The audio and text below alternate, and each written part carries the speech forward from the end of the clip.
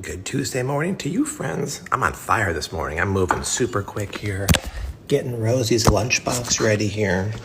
Got her a nice cheesy roast beef sandwich. Steamed some broccoli yesterday. I'll put some Siete chips in this compartment here. For sweet, she loves her gems. We'll give her about 5 or 6 gems. And then for morning snack, I made the famous egg quesadilla here. Should be pretty good.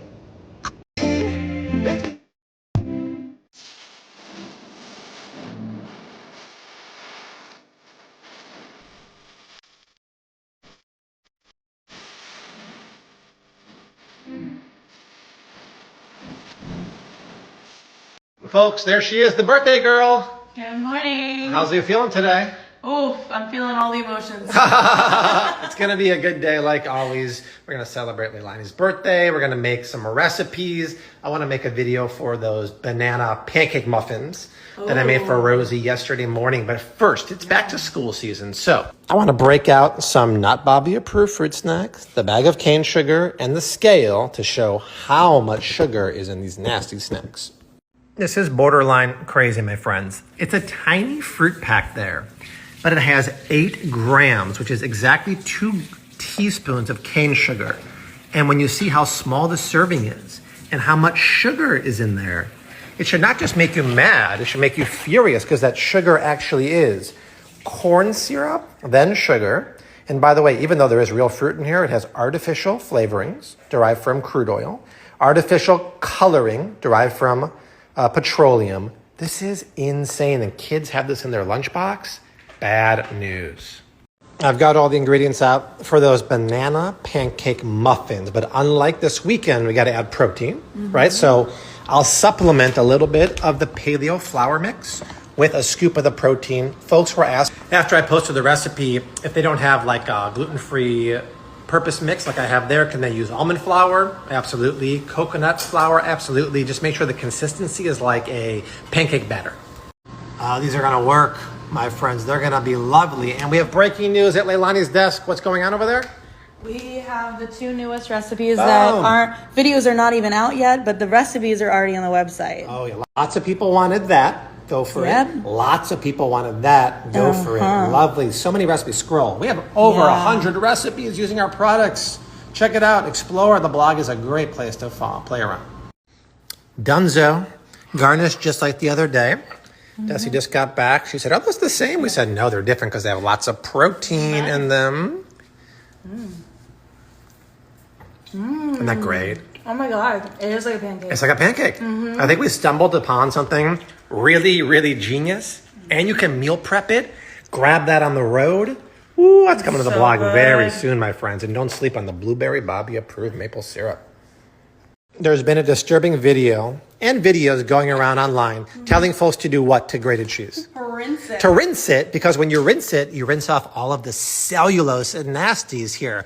Well, Leilani's a smart cookie, and you said, I think that they're not just rinsing away the cellulose. If you do that with your own grated cheese, it's also going to be the same color. We just freshly grated a block of cheese, and what? It's the same color. What's going on? Because you're rinsing away the whey. Yes, dairy's made of whey. Yes, there's a little bit of cellulose in here, which is not optimal for melting, but that's not making your water murky. The murky is coming from the whey. No whey? Yes whey. And who thinks it's okay to wash cheddar cheese or whatever and then use it for your pizza? What are people getting up to? Dio mio.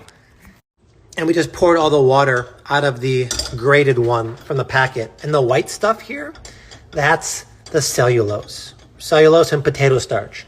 So it's not bad for you per se, but it coats all of the pieces of cheddar or whatever cheese, and it prevents it from melting really good.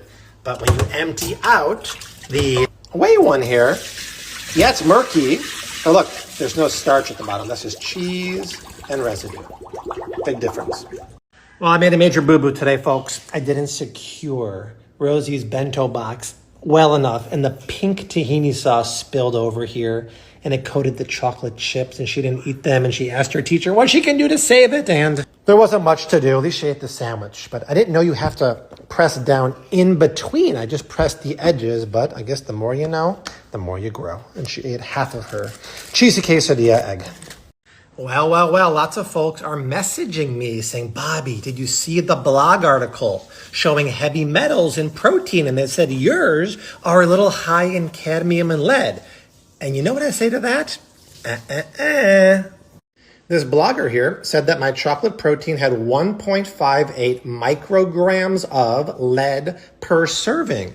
But I have a lab test from the same date range she used, and my lead is only 0.005 parts per million.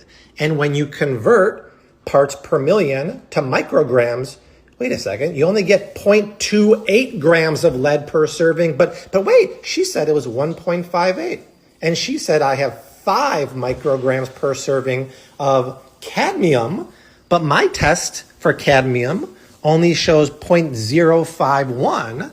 And when you convert that 0.051 to micrograms based upon the serving size, wait a second, it's 2.9, which is not only under what she said, it's Prop 65 compliant, my friends. And by the way, something about Prop 65.